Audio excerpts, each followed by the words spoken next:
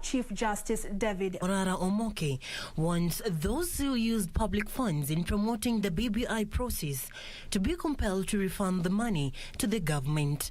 The lawyer claims the High Court erred by failing to order the Auditor General to establish the amount of public funds utilized in the BBI and publish details of the budget and public funds allocated. Further, Morara said the court made a mistake by omitting to make a finding on what he claims to be illegal authorization of public funds in the midst of COVID-19 pandemic, which he said contravened Articles 10, 43 and 201 of the Constitution. The lawyer also wants the president to be compelled to dissolve parliament in accordance with the advice of the former Chief Justice David Maraga. Meanwhile, a Surgeon Magare Gikenyi Benjamin, working for the county government of Nakuru, has moved to court seeking to stop the 34 judges sworn in by the president from taking up their responsibilities until his case is heard and determined. In the petition, Magare says the action of the president to leave all the six is unconstitutional as there is no room of deciding on names forwarded by the Judicial Service Commission. Magare seeks the court to grant conservatory orders against the Chief Justice, assigning any duties to the gazetted 34 judges. The petition further argues if the matter is not addressed, it will lead to loss of public confidence, anarchy, outright discrimination, and abuse of power by the political class against the independent institutions. For Channel 1 News, I'm Serafina Robbie. Aspirants for the Kiambaa parliamentary seat by-election are comping the constituency, trying to woo voters using every trick ahead of next month's vote. The United Democratic Alliance staged a shopping event in Gashie Market dubbed Jaza Wheelbarrow to entice local voters, as PNU's Lucy Wanjiru, the only female candidate, exuded confidence that she will turn tables. The convoy at Gashie Market, led by Gatundu South MP Moses Kuria and UDA candidate John Njuguna Wanjiru, went through the market doing random shopping in a witty campaign tool meant to rally traders to support UDA. Ecstatic traders welcoming the team as it dished out money and buying off their commodities. Accompanied by a huge crowd of supporters, the politicians covered every corner of the market as they campaigned for Njuguna. Traders expressing happiness over the buyout while shouting political slogans. Wamekuta amenunua baby anakuajia hapo. Juzizi ni maazora. Walikuwa wametuambia atakuja kununua vitu. Na tayari wamekuja na wakabai. The Gatundu South legislator Moses Kuria exuding confidence that UDA would carry the day in the by-election. Lakini kufikia sahi mimi naona hapa chama cha UDA itapita ikiwa chini kabisa 80%. Kama tumebakishia change 70%. Kuria says UDA is advocating for trade-friendly policies to help market traders in their much-touted bottom-up economics. Tumetangaza vile mimi napewa milioni 130 na kitu kwa CDF. Pia nitapewa ingine kama hiyo ya kupea mahasla wa capital waanze biashara ndio waweze kujiendeleza. Na unajua hawa mahasla ukiwapatia capital waanze biashara, ukiwaambia walipe ushuru, hata sio wewe utawaambia, hata wewe watajionea, ni afadhali walipe ushuru. Lucy Wanjiru, the only lady in the crowded race and running on a PNU ticket, was too busy strategizing.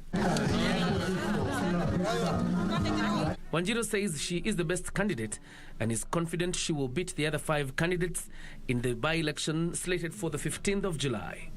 Na bia watu wangu, mimi sio kama mama, mimi ni dume kama zile dume zingine, na wala sitishwe na yeyote, na wasione ya kwamba eti mimi ni mwanamke na tishika, hapana. Mimi niko na nguvu na mimi nitaenda kuwatetea kule bunge. This week the country has recorded close to 2,000 COVID-19 infections and a total of 130 deaths resulting from COVID-19. In the last 24 hours, the country recorded the lowest positivity rate in recent days at 4.7%. Kenya on Sunday recorded the lowest positivity rate this week, standing at 4.7%. The rate emanating from 166 new infections recorded in the last 24 hours out of 3,561 samples tested. This week alone, the country has recorded a total of 1,844 COVID-19 cases, with the cumulative caseload standing at 172,491. The number of fatalities rose to 3,287 after 23 more people lost their lives. Since Monday, the country has recorded 130 deaths related to COVID-19. Additionally, a total of 1,177 people are admitted to hospital, out of whom 105 are in the intensive care unit. 4,905 patients are receiving treatment under the home care isolation program. In terms of vaccination, as at Sunday, 8,181 people had received their second dose of the AstraZeneca jab. Nancy Okware, Channel 1 News. Elsewhere, herders in Soit Pass area of Samburu Central Sub-County have stumbled upon an explosive device believed to have been left behind by the military. The rusty bomb was found by children from who were herding goats in the area about 1 kilometer from their home. The children suspected the rusty device to be an explosive and informed their father, Thomas Lolkulo, who reported to the police. Sasa watoto wangu sasa ndio mmepata. Alikuwa anachunga mbuzi. Kuja akiniambia sisi. Si kaenda kuona. Alafu sasa si nashiba chini alafu katoa. A team of police officers led by Samburu Central Deputy County Commander Abdikadir Malicha visited the area before securing the device and asked residents to stay away from it as they arranged for its detonation. It is an old motor bomb, and we have secured it, and the process of detonating is being arranged. Whenever they come across a metal which they suspect that it might be an explosive, they should report to the police immediately for action. Malicha noted that several incidences of explosives being discovered in the area have been reported, asking locals to be vigilant since there may be more explosives laying underground. Yusuf Farah, Channel 1 News.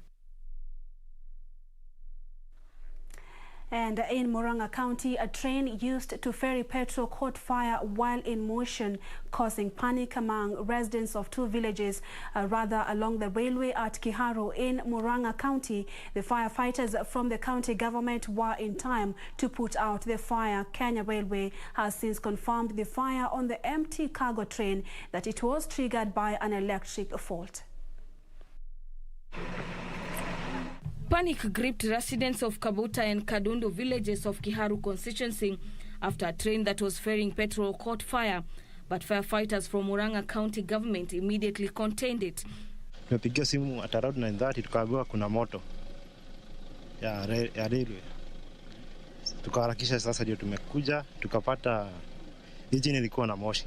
Tukatumia foam extinguisher na tukatumia foam yenyewe. Hakuna majeruhi yote yamepatikana. Immediately the fire was put off, the residents went on a self-taking frenzy. Sasa watu wanajipiga selfie, hatujawaiona gari ya tunaionea mbali, lakini kwa saa hii tunaionea hapa karibu. Na wakati gari la moshi lilirudi, tulifurahia sana kwa sababu tulijua ni maendeleo ya Kenya. Sasa hatujakutana na mambo kama haya tena, isipokuwa sisi huona ikipita tu ikipita. Train wakati ilikuwa inapanda, ilifika hapa ikaanza kuteleza mpaka ikaanza kuwaka chini. So nao madereva wenye wako nayo walitoka wakachukua fire extinguisher zao wakaanza kuzima moto. When recounting the events, they narrated how the train started getting hitches and making a lot of noise, like that of scratching gears, and after a while smoke was seen coming out of its engine, causing fears among residents. Kulikuwa na moshi kubwa sana ilikuwa inatokea nini, kulikuwa na moto, ilikuwa moto kabisa, ilikuwa inatokea pande ya dereva. Sasa jamaa mwingine alikuwa anaelekea huko kwa dereva, ndiye akasimama akawaambia, na mnafanya nini, simpigie nini, hawa nazima moto kutoka huko Murang'a. Sijaipatana na kitu kai tena, hata vile nilikuwa natamani kubebwa na train, sasa hiyo nini nitaondolea kwanza. In January, a Nairobi bound train with more than 1,500 passengers on board, stalled at Ruthagati in Nyeri County after it developed a mechanical problem. In May, a freight train went off the tracks and caught fire in the United States state of Iowa. The accident is said to have been caused by a bridge collapse. For Channel 1 News, I'm Gladys Mungai.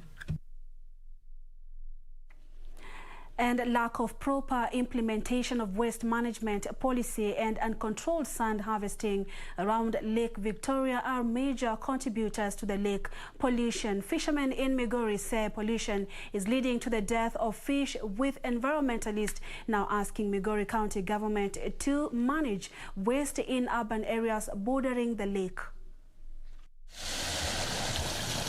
Lake Victoria, one of the biggest freshwater lakes serving 3 countries in the East African region, has suffered immense pollution. The sight at the shores of the lake along Suri and Muhuru beaches is disheartening. Abandoned fishing gear, shoes, and various household waste. Poor waste management within urban centers bordering the lake have left many communities channeling their waste into the lake. Samson Ochweri, an environmentalist in Migori County, also says that sand mining and harvesting along the lake is the major cause of the backflow of water into the riparian land. There are standards that are set in these regulations on what we call riparian areas and activities that are supposed to be carried out within these riparian areas. So, for example, as the lake swells, it means that the riparian area is moving upwards. And people need to be aware. But you can't claim ignorance of the law is a defense. He says that the sand mining policies put in place by the National Environmental Management Authority and the county government are not being implemented. There are livelihood activities that affect those riparian areas. For example, we would speak of sand harvesting, and we try to regulate them through sand harvesting guidelines in collaboration with other stakeholders such as the Department of Mining, County Government, Department of Environment, and Kenya Forest Service when it comes to restoration of such areas. But the regulations are in place and enforcement becomes difficult.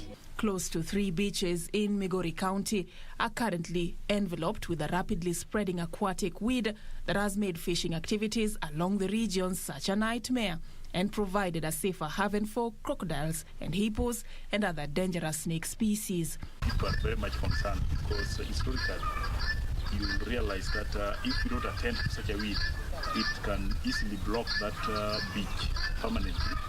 The aquatic plant and the death of fish now forcing fishermen to engage in other activities to make ends meet. Sasa hapa tumekuwa na shida samaki kufa. Huko mbeleni samaki ilisakufa sana. Mpaka watu wengi walikosa kazi, maboti zikafutwa nje. Lakini sasa naona kama hali ya kawaida imerudi. Sasa wameanza kuja polepole. At least 90% of our people are using this lake directly, this one here at Namrongo.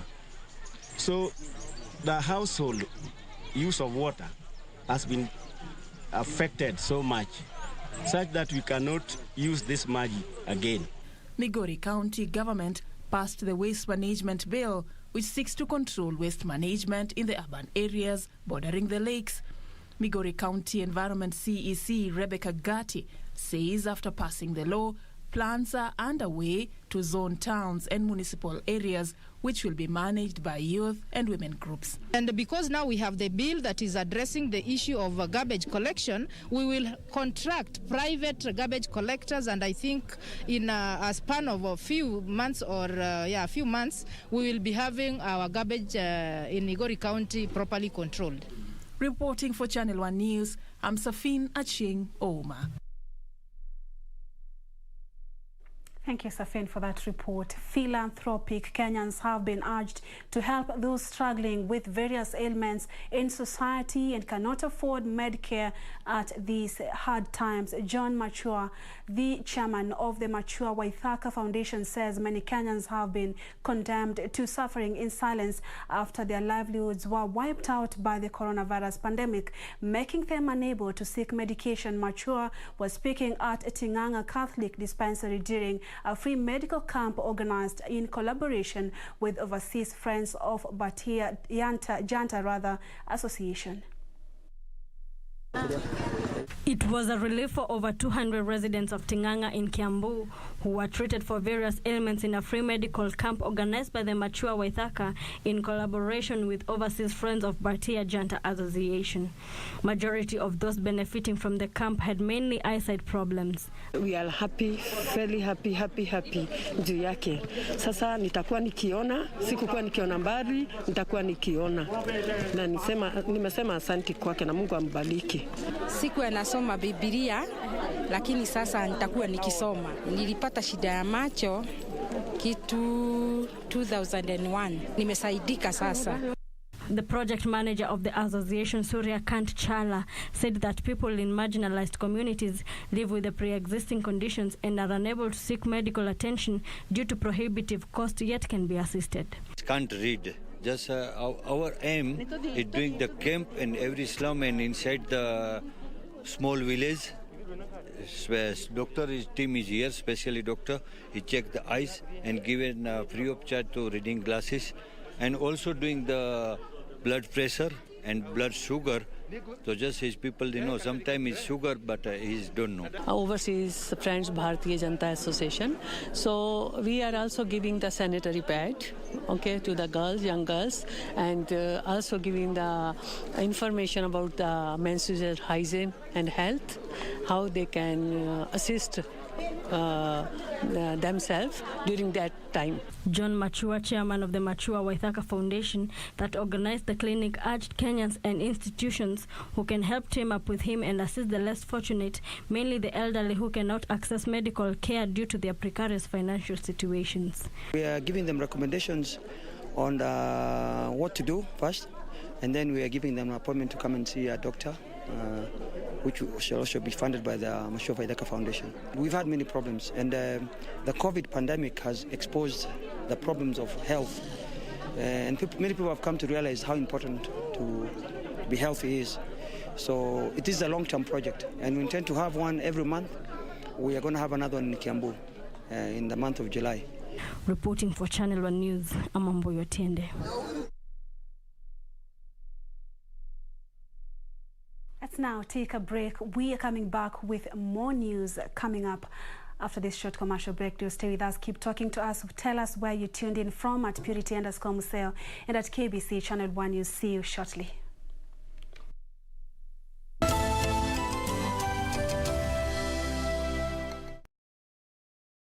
Je, umeomoka? Kama hujaomoka kwenye QuickBin ndio mambo yote. Hapa tuko na fridge, kodi yake ni CM.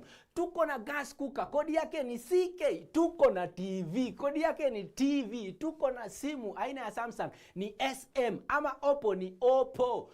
My friend, mahali popote unanitizama, eka hizo kodi zake kisha utume kwa 4032353. 4032353, alafu utakuwa unaomoka na hizi bidhaa. Kumbuka, kwenye QuickBin ni bidhaa bora zaidi kwa bei ya chini kwa chini. Did you know that the policy document is evidence of the existence of an insurance contract between you and your insurance company? It is important to know the terms and conditions of your insurance policy. Make sure you obtain, read, and understand the terms and conditions of the policy document. Now you know. IRA, promoting insurance, protecting the insured. Tonight on KBC Channel 1. Sasa hii ugonjwa ya huyu kijana ilianza 2017. Akiwa naumwa polepole. Sasa ikifika 2019 ndio ikaanza kufura. Kama niliuliza na ushawi hapa ilikuwa kubadilika. Nitauliza kwa neno mengi. Hiyo kipana nitashukuru Mungu. Nitashukuru Mungu kabisa. Nipa shida kubwa. Naangalia upande na upande. Mimi ndio baba, mimi ndio mama, mimi ndio kila kitu. Sasa sijui nianzie wapi, nitafikia wapi.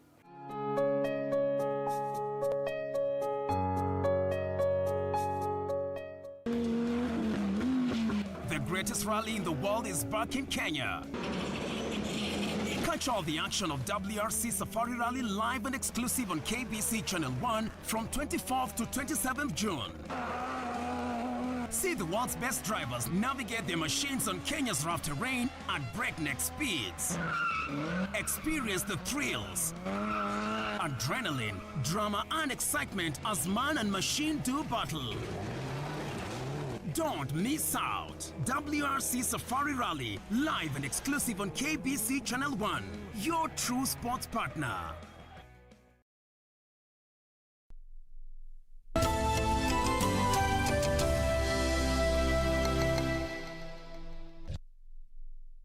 You're watching Channel 1 Weekend. Thank you for staying with us and welcome back.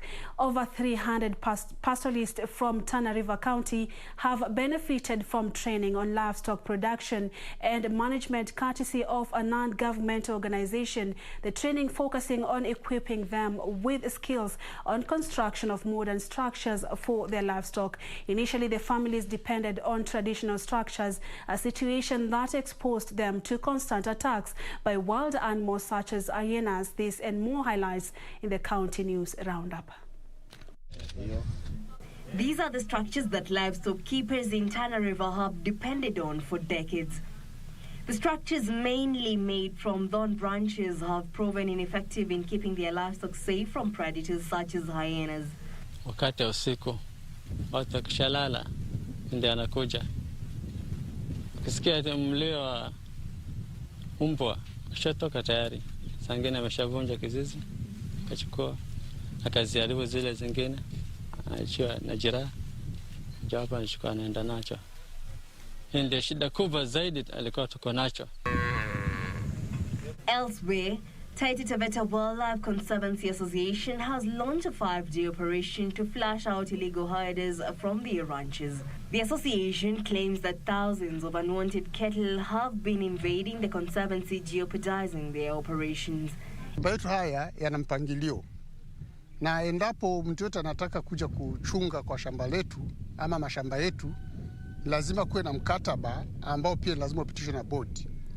Lakini katika hii hali ya Bushumbu Ranch, watu walikuja, wakaingia, wakaanza kuchunga, and by the end of the day, wamefanya a lot of degradation. In Kiambu County, the government has moved to expand and tarmac various roads in the county to ease traffic congestion within Kiambu town. One of the roads is the 1.7-kilometer Red Nova Indian Bazaar to Poster. The road will act as a loop to the Baspek, county headquarter offices, and Dumberi from Kiambu Road. Now we can see many roads are being done. Particularly, we've done about close to all the 6 municipalities. We've done about 100 kilometers of bitumen in all the 6 municipalities, and almost more than 1,000 straight flights. And this actually have impacted in terms of the general look, and actually also in terms of security. Now we can talk of having a 24-hour economy in Kiambu. As we all know that Kiambu town has been a one-street town, so this road, the Posta Indian Bazaar Road, we are hoping to be able to open up more areas for investment and also for residential development. Meanwhile, the county government of Museo has called on the national government to set aside more funds for health departments of counties located at border points. Museo Chief Officer of Health, Jonathan Ino, said the health facilities serve the county's patients as well as truck drivers from neighboring countries, thus the need to disburse more funds to facilitate medical services. We can request the national government to put some consideration in border counties. We are all not only talking of Busia, but we are talking border counties like Busia here, Migori, the likes of Mandera and all that, because some of these borders are porous. Finally, Samburu County, in partnership with the national government, has embarked on an ambitious campaign aimed at breathing new life to the environment in the region. Samburu Central Deputy County Commissioner John Otieno says the county has identified solid waste management as one of the weakest links in efforts to renegade the environment in Samburu County. Seen a number of streams flowing which were not flowing before, and therefore there's already a number of efforts that is ongoing. At the county level, we have a number of initiatives. I'm sure you've seen a number of gabions being constructed here and there to try to break the speed of water and to reduce soil erosion, which is a further measure of protecting our ecosystem. Reporting for Channel 1 News, I'm Jackie Wambiru.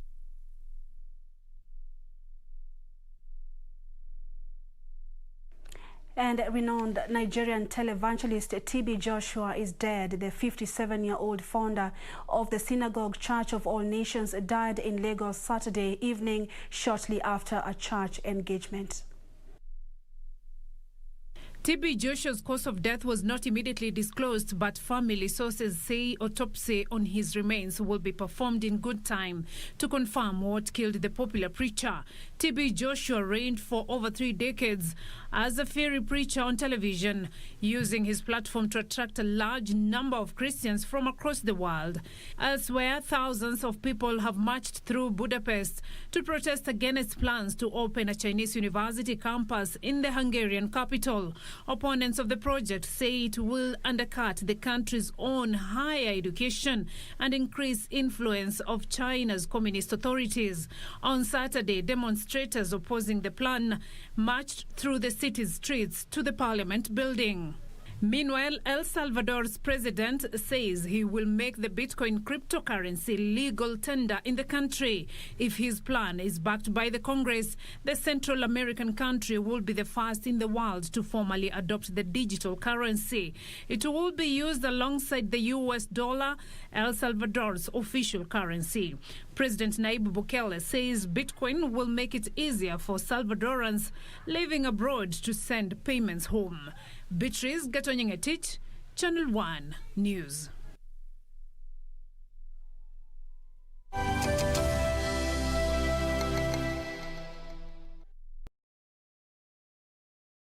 Kupata skiza tune hii, sala ya imani na matumaini, dial *811 *815 #. Sala ya imani. Mungu wangu na sadiki maneno yote linalosadiki na linalofundisha kanisa Katoliki la Roma, kwani ndiwe uliofundisha hayo, wala haudanganyiki wala haudanganyi. Amina. Sala ya matumaini. Ili kupata skiza tune hiyo ya sala ya imani na matumaini, dial *811 *815 *811 *815 #. Banki imeconfirm pesa zimeingia. Congratulations Sam, gari ni lako sasa. Shukran. Oi boss, suniache insurance yako nitumie kabla nijipange. We! Insurance ya gari haiwezi kuwa transferred kwa mtu mwingine. Sina habari, na nikuulize, hii comprehensive insurance inakava vitu gani? Comprehensive motor insurance inakava gari linapoharibika wakati wa ajali, pamoja na uharibifu wa mali ya mtu mwingine, gari likiibiwa au likichomeka. Pia inakava passenger wa gari lako na passenger wa lile gari lingine kunapotokea ajali. Kwani umenisahau mimi kama driver? Dereva hakui covered na comprehensive insurance, ila anajitafutia personal accident cover. Umenichanua. Rose, acha nishughulikie hiyo insurance, nitakujia gari kesho. Okay, sawa. Yeah. Ujumbe huu umeletwa kwako na IRA. IRA, bima bora kwa taifa. The greatest rally in the world is back in Kenya.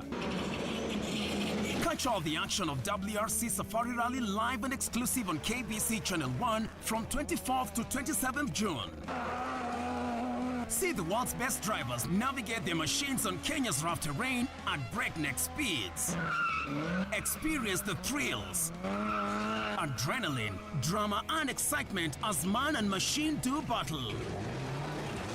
Don't miss out. WRC Safari Rally, live and exclusive on KBC Channel 1, your true sports partner.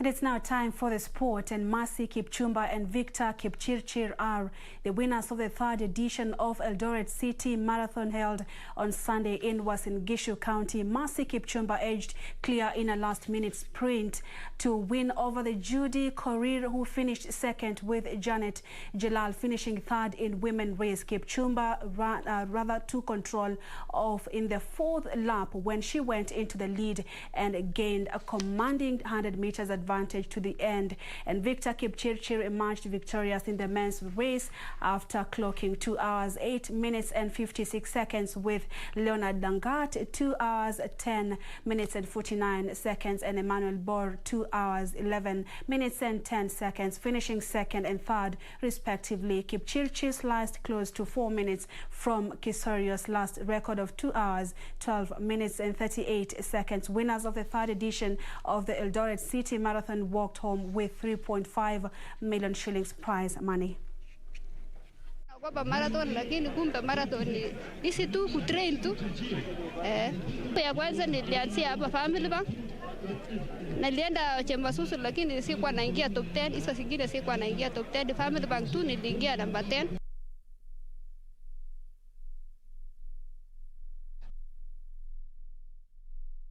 Bandari FC booked a ticket to the quarter-finals of the FKF Cup after trouncing Sigalagala 5-0 in a one-sided match played at Utalii grounds. Elsewhere, Nairobi City Stars also advanced to the quarter-finals after registering a hard-fought 2-0 win over Ulinzi Stars at Ruaraka grounds. Former Gor Mahia hitman Nicholas Kipkirui and Davis Agesa scored for City Stars.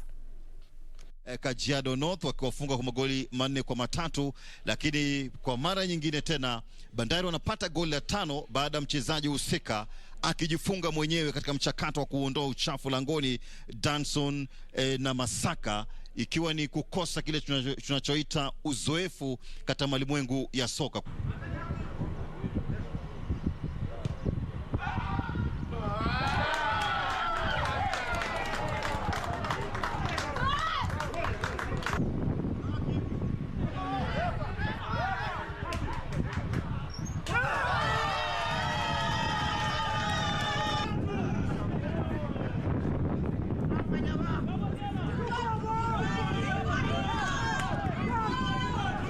First, I need to congratulate my guys. You know, they were really amazing today because they played against very tough, hard team to beat. You know, Lindsay conceded only 10 goals in the league in 18 matches. So when you win against them 2-0, it's a big win, you know.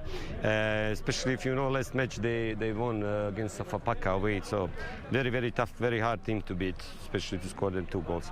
But we were calm, we were good in possession, we were dangerous, we knew it, where we can use our opportunities, where is their weakness, and I think we deserve to go for the quarter-final, and really great result for us, definitely.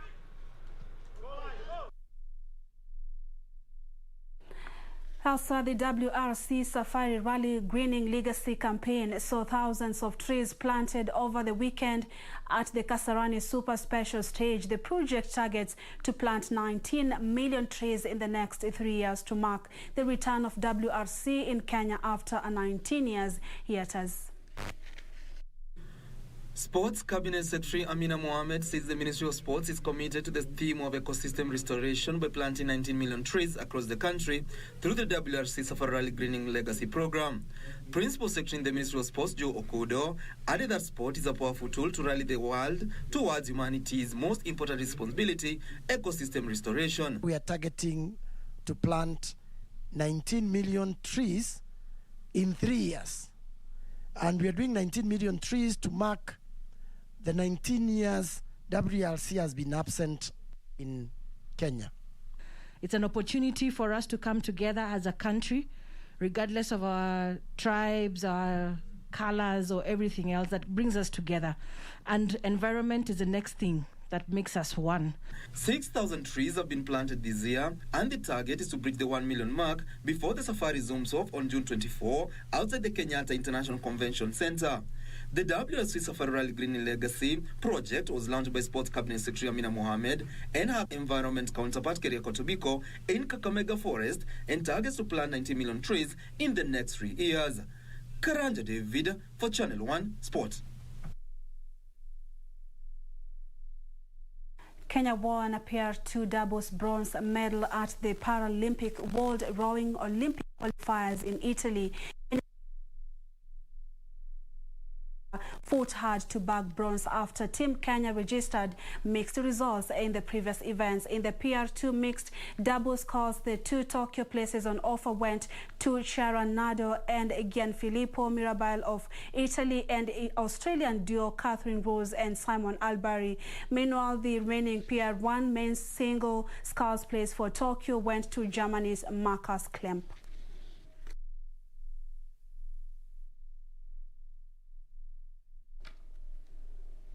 Kenya's Faith Ogalo backed bronze at the African Taekwondo Championship in Dakar, Senegal.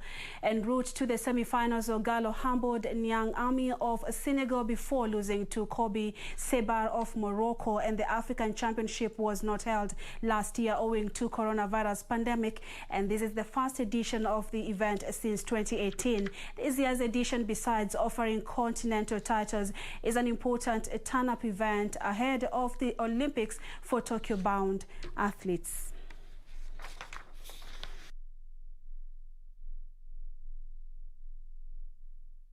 Moving on, Manchester United defender Victor Lindelof helped Sweden beat Armenia 3-1 in their final match before Euro 2020. Elsewhere, Brazil beat Ecuador 2-0 in a World Cup qualifying tie in Porto to maintain their perfect record and stay on top of the South American qualifying group of Qatar 2020. After going to Forsberg and Marcus Dinelson sent the host into a commanding lead in Stockholm, former Arsenal and Birmingham midfielder Sebastian Larsson had a penalty saved. Kulusevski in favourite from here. Oh, and it's in! What a wonderful free kick! With him. Keep it off with coming from slightly deeper areas here! And it's straight in. Vahan Bichayan pulled the goal back for Armenia in the 64th minute. Good play here. And Robin Olsen saving first time, but not from Bichakchan second time around.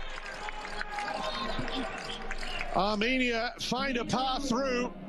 Substitute Marcus Berg restored Sweden's 2-goal cushion in the dying minutes. Quaison's found the gap. The flag has stayed down. It's lifted in. Sweden launched their Euro 2020 campaign against Spain in Sevilla on 14 June. The 1992 semi-finalists then head to St. Petersburg, where they meet Slovakia on 18 June and 5 days later Poland. Also, Brazil beat Ecuador 2-0 in a World Cup qualifying tie in Porto. Everton forward Richarlison got the breakthrough 20 minutes into the second half when goalkeeper Alexander Dominguez could not stop his angled near post shot. Gabriel Jesus on now, and here's Neymar. And there's Richarlison. Just too much power. Neymar then scored a penalty in injury time after Gabriel Jesus was brought down and the referee pointed to the spot after consulting the video assistant referee. The Paris Saint-Germain striker saw his first attempt saved but was allowed to retake the kick after the referee spotted movement before the ball was struck. Dominguez outwitted him. But it's a failure from the spot for Neymar. Get it right this time. It's the same stuttering runner. He goes to the opposite corner and he makes sure. The result means Brazil are top of the 10-team South American group with 15 points from 5 games, 4 ahead of second-place Argentina, while Ecuador are third with 9 points. The top 4 teams in the section qualify automatically for Qatar 2022, and the 5th-place side goes into an intercontinental playoff. Karanja David for Channel 1 Sport.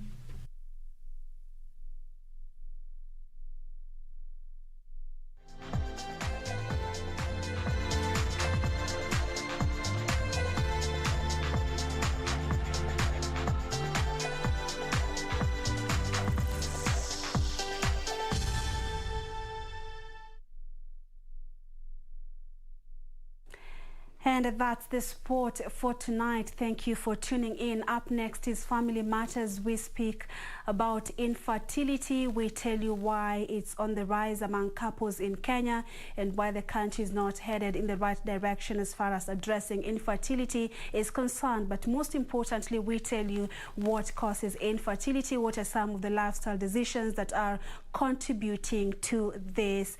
Of course, my guest tonight is a specialist, a fertility specialist, and his name is Dr. Wanyoike Gishui. Sending your questions and contributions by tagging us on our social media platforms on Twitter at Purity_Museo and at KBC Channel 1 News. We are also live on Facebook and YouTube. Thank you for watching and of course going through some of your feedback. Harrington tuned in from Kakamega County. Thank you so much. Joseph Felix also watching. Many thanks for tuning in. Adams Kalu, you're watching from Ongata Rungai, and Alex Tonui, you're also saying you're watching as usual. Michael Kisumu Massive watching. Thank you so much. Emmanuel Sakwa, you also tuned in. Thank you for that. Up next is Family Matters. See you on the other side of this studio.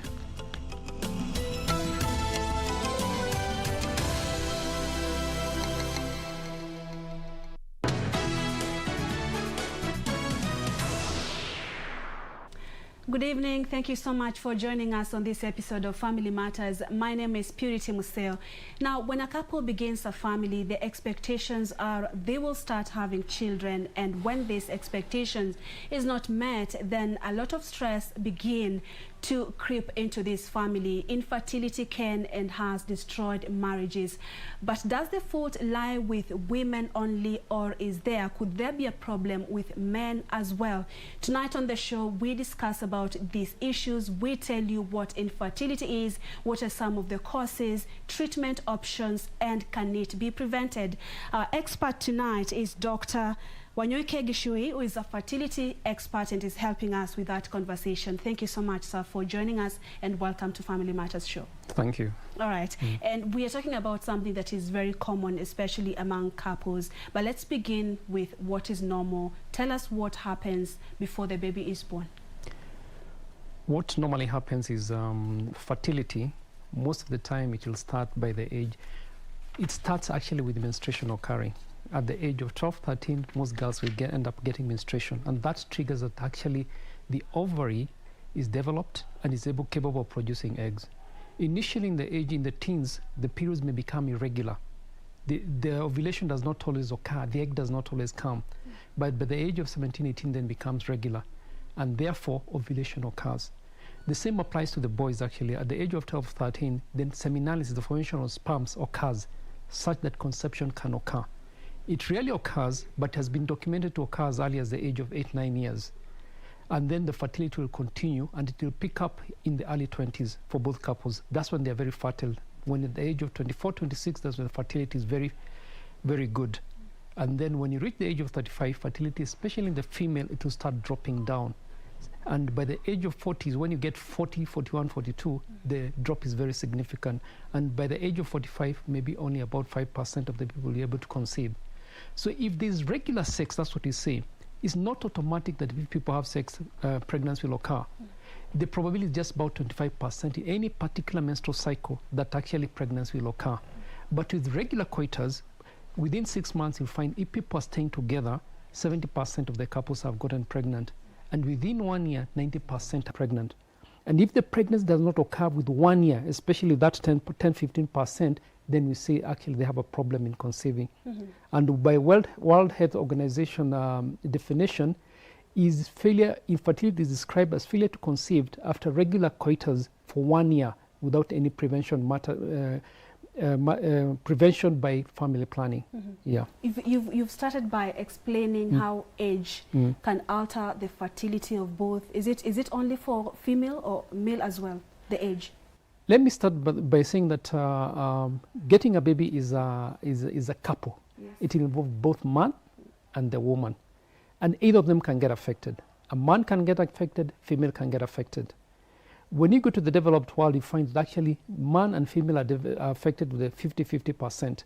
In our setup, I'll say female are slightly predisposed, maybe about, I'll say 55 to 60%, and man 40%. because of there's high risk of getting pelvic inflammatory disease. Tubal problems are more common among the Africans, and uterine fibroids. But it will affect both of them. But age actually affects the female, does not affect the man. Yeah. Again, however, when people get in the 50s, 60s, the libido may go down, and they may get actually lack of erection, what you call erectile dysfunction, that may occur again at in the 50s and the 60s in men. So maybe is there an explanation why age is an issue when it comes to fertility? How does it affect the reproductive system, especially for a woman? That's a very interesting question. Yeah. Brilliant. It's something which has puzzled people for the years, but the explanation is a lady is born with a specific number of eggs. By the time someone reaches the age of 12, 13 years, they have about 400,000 eggs. That's not a big number, because every month eggs will grow and they'll be lost. Every month you lose eggs. So eventually, as you get older, a lady gets fewer and fewer eggs, until when you get in the 40s, they're very, very few, and they're very poor quality, and the eggs age. And that's why eventually the ladies on average at the age of 49, they get menopause. The periods disappear completely. But fertility will end up much earlier before the period disappear, almost 5-10 years. That's what you're saying. And that's why age is a factor in the female, because they are born with a specific number of eggs, and progressively they get less and less, and the quality gets poor until they get finished. With the man, it's different. The sperms are formed every month, every time the sperms are formed. That's why somebody even 70, 80 can be able to father a child, because the sperms form throughout their lifetime. That's the difference. Yeah. And can we prevent this progression of loss of eggs in the female? Can we stop it? No, we can't stop it. It will occur all the time. Even when somebody is family planning, there's still some eggs which will be lost. Even in pregnancy, some particular eggs will still be lost. So it is progressively loss of eggs, and we can't prevent it. And that's why it doesn't matter what you do. Most of the time in the late 40s, most people cannot be able to conceive at all. You may get ectopics, because sometimes you'll get somebody will tell you, oh, but I had somebody who conceived at the age of 51, 52. It's possible, but that's an outlier. That is not the norm. Yeah. And does infertility only occurs when there are no eggs, or could there also be other problems maybe in the reproductive system, say immature eggs, or even in the part of a man, maybe there could be a problem with the sperms? Maybe is there any other problem that can cause infertility apart from the age factor? Yeah, that's quite important. Let's start with the man, because in African it's been accustomed, when a couple cannot get children, they say the woman is to blame. No, men are affected. And as you have said before, almost 40-45% will be the man who will be the problem. One of the factors which a man may affect it, they may get abnormalities, that you find the testes have not formed properly, or the testes are not descended, or they're not there. Or actually even the male organ is not well formed. So you can get malformation. 2, you can get actually where actually the sperms do not come out at all. There are no sperms.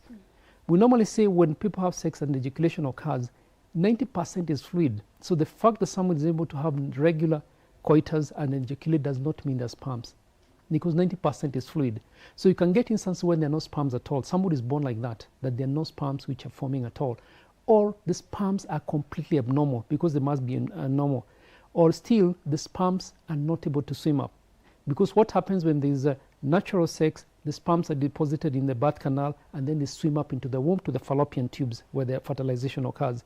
So there could be sperms that are abnormal, they're not able to swim, or they're completely abnormal, or they're very, very few. 2, men can get acquired problems. Like smoking can significantly affect fertility, because it will interfere with the blood vessels. People work in a very warm environment. That's why the scrotum is outside, because you need subnormal temperatures for it to work properly. That may be a factor. Or you can have injury to the testes themselves, or torsion can occur. And you get that actually the sperms do not form at all. So that can happen progressively. Age is not an important factor, but there are other factors. Again, the other factors which we talk about, like the drugs people use, some of them can affect the quality of the sperms. Like actually the drugs like heroin and other drugs can affect actually the spermatogenesis, the formation of the sperms. So all those factors, and then of course drugs for cancer can affect some medication. When you come to the female, they can also get abnormalities in the reproductive system.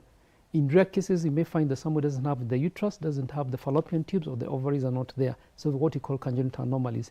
Then in the female, especially in the Africa setup, we get very very high prevalence of uterine fibroids. Uterine fibroids can significantly interfere with one getting pregnant. There's also endometriosis, where you get retrograde, the periods go backward and they affect the ovaries. And then what you call adenomyosis is the lining gets attached to the womb. All those factors, and again, infection, pelvic inflammatory disease can affect the fallopian tubes, and the tubes are damaged and they get blocked. That's a significant factor which can occur. And then, of course, we have said age eventually can also be a factor. So all those factors, and those factors are more likely as one gets older. So very important for the society to understand that failure to conceive is not a woman thing or a man thing. It's actually a couple thing, and either can get affected. Very important. We have almost 10-20% both couples affected. They have a problem. Yeah, and therefore, when the one is going for a consultation, it should be a couple, not one person going. Both of them have to go. You encourage both of them to visit the clinic. All right, and allow me to ask you this particular question, Doc. Like, there are a lot of concerns, especially when it comes to getting a treatment for this. There are also misconceptions and myths about infertility, especially in an African setting, something to do with the curse, and women always being blamed for this. Maybe you finish by saying it should be a couple's concern. Maybe you can explain why, why must it be a couple concern, and how important it is that couples stick together and support one another during this time. Why it's significantly important? Because when a couple fails to conceive, we don't know who has a problem. The problem can be either. There's no outside factors that we can be able to tell. If a couple presents and say that they can't have a child, you cannot be able to tell whether it's a man or whether the woman has a problem. You cannot be able to tell. Significantly important, it could be both of them. We've had cases where actually one person comes in, like a man has a problem, we think the lady doesn't have a problem, or vice versa. But it can be both of them. 10-20% will have a problem. And that's why it's so important that we cannot tell by physical or by history who has a problem. So it's important we test both of them, we see where the problem is. We've had cases where actually men come forward and they can't get children, and they divorce their wife and they marry another wife, and they can't get children because they have a problem. That's very, very important to understand. And very important again, because this problem can be addressed. Whether it is the male or the female, both of them can be addressed. That's why it is important. Yeah. We'll talk about the treatment options, but here there are different types of infertility, primary, secondary. Maybe you can take us through that. Primary infertility is where a couple has never had any pregnancy, be it a miscarriage, be it an ectopic, be it an what you call a menopause. They have never achieved any pregnancy, or even a miscarriage, or even a stillbirth. They have never achieved pregnancy at all. But secondary is where pregnancy has occurred. It could have been a miscarriage, an ectopic pregnancy, or could have been a stillbirth, but they have had a pregnancy before. That's very important. Secondary infertility can even they have children, they have 1-2 children, but now they cannot conceive. So it's secondary because there's actually pregnancy has occurred and the child is there. So that's what we describe as primary and secondary. But that is all. We don't have any tertiary. That's primary and secondary. And then we can talk about female factor and male factors. Factors which a male will get involved and the female will get involved.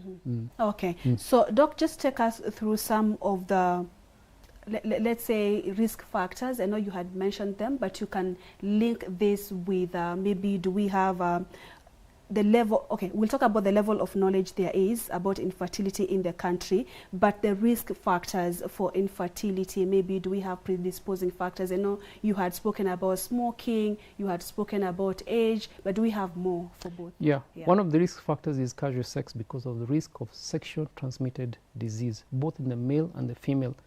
Because if there's casual sex, you can get gonorrhea and chlamydia. What gonorrhea will do, it will go to the fallopian tubes and it will damage them.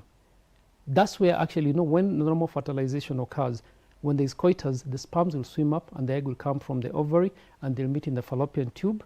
Fertilization, the coming together will occur, and then the pregnancy will occur in the womb.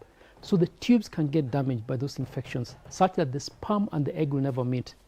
That does not, it's the same thing can happen to a man, that actually the tube which carries the sperm, called a vas, can also be damaged. Vas deferens can get damaged, blocked. And therefore one has pumps, but they cannot actually come out and be passed. So infection is a big problem in our setup, and that's why casual sex, because of the risk of gonorrhea, chlamydia, is a factor in itself. The other factor, what you have said, age, that will not explain it, we have there. But the other factor is as uterine fibroids. is a major factor. That if one has uterine fibroids or endometriosis is a factor. For the ladies, if the periods are very, very regular, the ovulation is not occurring, the egg is not coming out. When the egg is coming out, the periods are very, very regular. They occur every month. So if one is getting every month, that's a sign of ovulation. If one is missing periods for 3-4 months, or sometimes getting 2 or 3 times in a month, that means ovulation, the egg is not coming out. That becomes a major risk factor. For the ladies, if there is abnormal hair growth, there could be polycystic ovarian syndrome. There could be the ovaries are producing slightly more male hormones. The ovaries will produce both female and male, but very minute amount of male hormones. So if you produce excessive, ovulation cannot occur, and that's why you'll get some ladies have a bit of hair. So if someone has excessive hair, like a beard or hair in the chest, then that's a very, very risk factor. Again, we don't want to get, lifestyle can be a major problem for both male and female. When obesity occurs, the BMI is very high, obesity, then both male and the female are at a risk of getting, not producing the sperms and the female not producing the eggs. So obesity again is becoming a big problem in the society, lifestyle disease. And of course, excess consumption, what you have said, the drugs, alcohol, if excessively again can affect, that's what I say, the lifestyle can affect actually the production of the sperms and the production of the eggs at the same time. Yeah. Okay. And can infertility be treated? What are the available options? The most important thing is to identify what is the cause. Yeah. We need to know if it's a male, we need to look at the sperms, see whether they're abnormal or whether there are any abnormality in the sperms, whether they're able to swim up, whether they're able to fertilize the egg. So we normally look at the sperms themselves and identify. We may also look at the man himself and see whether there are a problem, because there are other factors which can contribute, like you may find someone who doesn't have, the testes are not descended, or they could be having other problems like thyroid disease which can affect. In the male, again, we need to look at whether the tubes are blocked or not. We need to look at that. We normally do an X-ray called a hysterosalpingogram. We look at the signs whether ovulation is occurring. We look at the hormones. So the treatment can be simple sometimes. Is if the male, the lady is not able to, the egg is not coming out, we can put on fertility drugs. Then it should be to cause the eggs to come out. It's not a one-off treatment. It can take up to 6 months, but eventually they're going to conceive, especially when you have what you call polycystic ovarian syndrome, where the egg is not coming out. So one option, we put them on fertility drugs for the ladies. If the tubes are blocked, we can do surgery to unblock them. If it doesn't work at all, then it may require in vitro fertilization for the ladies. If the uterine fibroids are there, then we can remove the fibroids, and more often than not, you get the fertility will be able to occur. Again, there's what you call adenomyosis. We can be able to give medication to suppress it, so the medical treatment. But ultimately, if the conception cannot occur completely in the lady, then we can be able to do in vitro fertilization. For the man, if there are no sperms at all, sometimes you can be, there's no medication we can use most of the time. If the tube is blocked which carries the sperm, then you can do surgery. So if there are no sperms at all, we can do what you call sperm donation, and that is quite common. There are cases where a man can produce sperm, so we can get sperm from somebody else and be able actually to inseminate the lady. These sperms we screen for HIV, hepatitis, syphilis. We take the family history to make sure you don't pass any disease to the lady. So there is intrauterine insemination. You are actually inseminating using a donor sperm. Or in a man, if the sperm count is not very good, you can be able to concentrate it, then do artificial insemination by the husband at the same time. Yeah.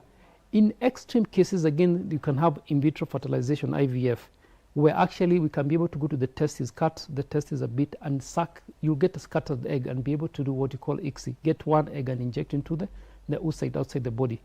So those are the treatment options that we normally have. Yeah. And are there extreme cases where the infertility, maybe because of the level, it cannot be reversed for both male and yes, female? it's true. Yeah. It's true. There are cases where you get a man that is not able to produce sperms at all, and is not. That's why we are saying that they require sperm donation. Yeah. Yeah, there are cases, and there are quite many nowadays. Yeah. That there are many men. I would say almost 10-15%. Or it could be natural. Could be what you mentioned. Yeah, it could be natural that actually someone was born like that, especially when the testes are not out, or sometimes you cannot identify the case, or could be the mother, the drugs they took in pregnancy can affect that. And then it could be something which is acquired. Like if the testes are hit, or there's what you call torsion, or some medication may really interfere with the testes, especially in the early age. So those can be the factors. The same applies to the lady. It can be something they're born with. They're not able to produce eggs at all. Or eventually the eggs get finished very early, what you call premature ovarian failure. And for the female? For the female, that's when we are saying that they can be born like that. Yeah. That you find somebody, especially, and that's why it's very important for the young, the girls, they must get their periods 12, 13 on average. If the periods don't come by 15, 16, it's a sign there could be a problem. And the problem could be actually they don't have, the ovaries are not functioning properly, they're not forming properly. So we need to know that. So it can come naturally for the ladies, or it can be diseases like polycystic ovarian syndrome, which the eggs are there but they do not come out. Or sometimes the eggs can get finished, what you call premature ovarian failure with the ladies. Yeah. Okay. And from the definition of infertility, you mentioned that if you are active for more than 12 months and nothing is happening, then that could be a problem. Is that when now a couple should alert their doctor? Yeah, yeah, that is true. Yeah. If the couple stay together, they're having regular sex, then they should see a doctor if within 12 months they have not conceived. Again, the other factors we're having problem we never discussed is actually distance is becoming a problem. Somebody is working in Nairobi and the other one is working in Mombasa, and they meet once or twice in 3 months. That can be a factor that you have to know, that the chances of you conceiving becomes less. It's very important to understand when the egg comes out in the female, it is there in the body for about just 24 hours. So if the sex does not happen just before or when the egg is coming out, then pregnancy will not occur. So distance can be a problem. That actually sometimes we just advise people on how to have timed coitus, timed sex. That can be, that's one of the factors. Yeah. And from the factors contributing to this, infertility can be prevented, right? How do we prevent it? Yes and no. Some form of infertility can be prevented. Yeah. We have a lot of tubal blockage in this country. A lot of tubes. Almost the study which was done in Kenyatta shows that almost 60–70% of the ladies who are not able to conceive, the tubes which are blocked. And majority of them is because of gonorrhea, chlamydia, sexually transmitted disease. So if people avoid casual sex or use protection like condoms, then the risk of getting sexually transmitted disease becomes less. So the chance of them getting infertility becomes less. Because in the West, you find that actually pelvic inflammatory disease, the infection are much less because of the preventive measures or early treatment. So that can be treated to some extent. The other issue is because of the careers, people are going to school, they're getting their doctorate, they're delaying childbearing, age is becoming a factor. And you're saying people have to try and get a first baby before they're 35. So that way you can be able to prevent fertility because one of the age, two, diseases like uterine fibroids become much commoner much later on. So advisable people should get children early, at least the first child before they're 35. Trying to get child in the 40s is a gamble, very, very serious gamble. And the chances of getting natural conception, if you have a problem beyond, when you get to the 40s, you get a 4, it becomes very difficult. So it can be prevented if you get children earlier. And if you look at the urban areas especially, the delay is much more in getting children. That is causing a lot of problems in the couples. Yeah. And I'm told we need to wind up, but not before I ask you, because you've cited some, percentage of women struggling with fertility, maybe from your interaction with patients. How would you describe how big of a problem is infertility in Kenya? And of course, link that up with the level of awareness, because there is a lot of stigma when it comes to infertility. When a woman is infertile, then she will be divorced, and the couple will not, the marriage will not stay if there are no children, so to speak. Yeah. We don't have very clear data, but the data will range in Africa from about almost 15 to 30%. And I'll say that for every 10 couples you see, at least about 1 or 2 will have a problem. Or let me put it, for every 100 couples, about 15 to 20% will have a problem. Yeah. For every 10 you see, most likely 2 will have a problem. That's how significant the problem is. Or for every 5 people you see 1. But it's a very silent issue. People don't talk about it, so it is never, you never know. It is not like having a cancer where you actually people get to know their disease. So people are just quiet. Yeah. But it's a very serious problem. When you go to the gynecology clinic in Kenyatta National Hospital, the majority of the patients who go to the gynecological clinic is because of infertility. That's the biggest cause of consultation at Kenyatta National Hospital. Yeah. And in 5 seconds, would you say what we need to do to address this? Creating awareness and including this in our facilities. In this Kenya, and I've said very many times, we don't have public in vitro fertilization fertility. And we have fought for it in Kenyatta National Hospital. It has not happened. In Uganda they have one, in Ethiopia they have one, Zambia they have one, but we don't have a public in vitro fertilization. And this is my message to the people in the Ministry of Health. We need a public IVF center where it can treat the patients 2, train also the doctor on in vitro fertilization. Okay. Myself, I'm trained in UK. It's very expensive. We need to train people on this on infertility and how to prevent it and how to manage it. Yeah, treatment and awareness. Dr. Yeah, Nyoike, yeah. thank you so much for being part of our much. conversation. Yeah. I do appreciate it. Welcome. All right. Thank you. And that's all the time we had for the show tonight. Thank you so much for watching. Thank you for spending part of your Sunday with us. Do have yourself a lovely evening. I'm Purity Museo. Good night.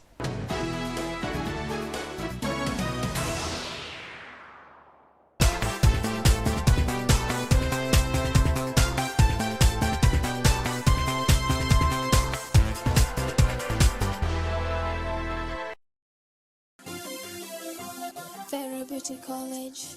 Vera Beauty and Fashion College, with branches in Nairobi, Eldoret, Thika and Meru. Did you know that we are a TVET approved institution? We offer courses in fashion design, interior design and soft furnishing, event decoration, flower arrangement, event planning, hairdressing, barbering and dreadlocks, beauty therapy, makeup, nail technology, spa massages, teaching skills, TOT, solo business management, and many more. Register now and visit our website on www.verabeautycollege.com. You can also call on 0725 923 550 Nairobi branch, 0728 087 689 Eldoret branch, 0722 22 7428 Thika branch, 0725 000 706 Meru branch. Vera Beauty and Fashion College, a TVET approved institution.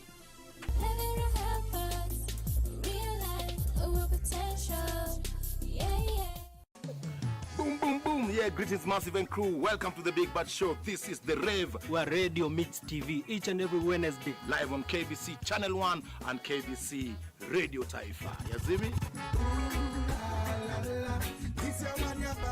Listen to my radio. Here's some tune that's sweet. Dance like this. Regular dancing. Tunadunda dunda easy. This is where we play with the latest and the greatest, from homegrown artists to international reggae stars. Check in The Rave with Junior Dread and DJ Stano. Every Wednesday from 10 p.m. If you blink, you miss the link. If you ain't going my way. The greatest rally in the world is back in Kenya.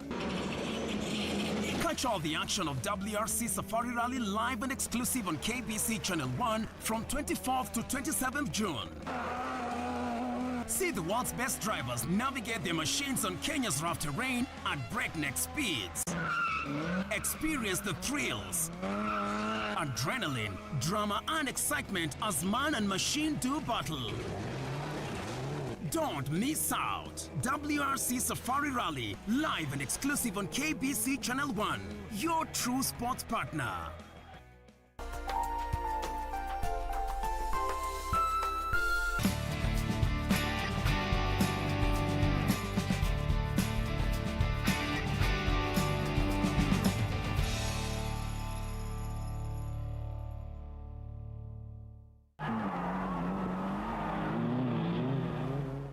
This Safari Rally, when it was one of the most prestigious celebrated rallies in the World Rally Championship, which started in 1953 as the East Africa Coronation Safari. I never did the Coronation Safari.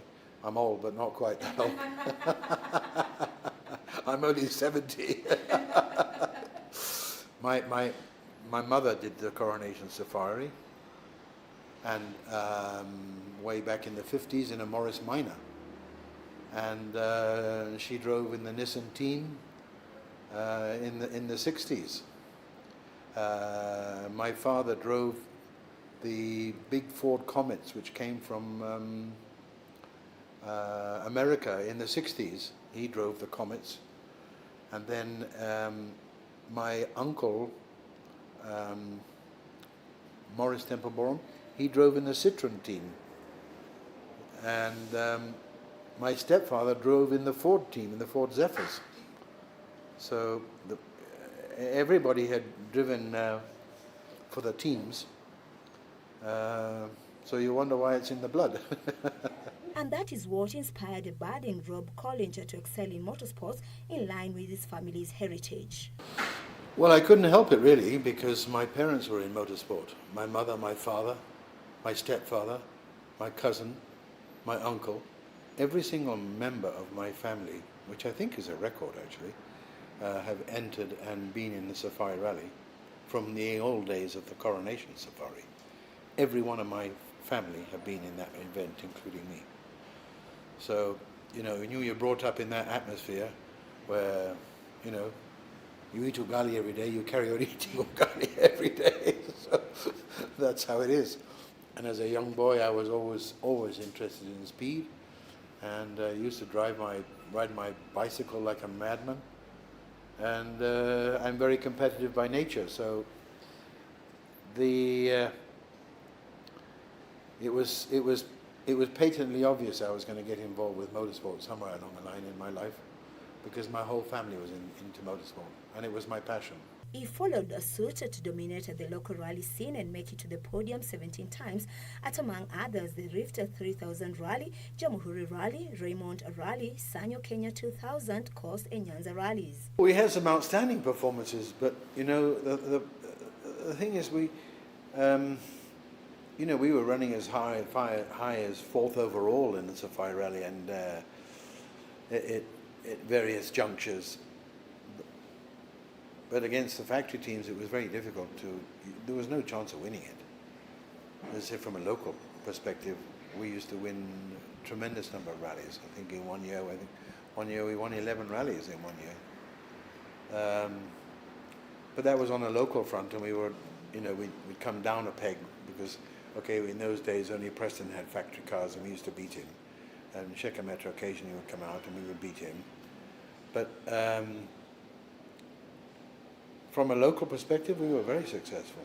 He made his debut in the Safari Rally in 1975, co-driven by Rob Combs in an Alpine Renault, but retired with a clutch failure. I really enjoyed my motorsport. I loved every second of it, and it was a wonderful era to be in motorsport. I think maybe my mother's era or my father's era before that was probably a bit more entrepreneurial, in the sense that it was more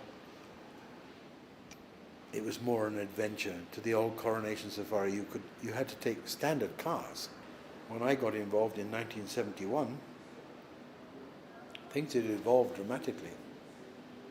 Cars were faster, work steams were here, helicopters, aeroplanes. That did not deter his efforts to join the works teams when an invitation was extended to him, but it was not to be. That was my dream, was to become a world champion. I had the ability to do it. The opportunity didn't come. That was the only difference. I remember in 1976 or 77, I beat Bjorn Waldegaard in a local rally, and he was very impressed, and he invited me to come to an audition in Ireland.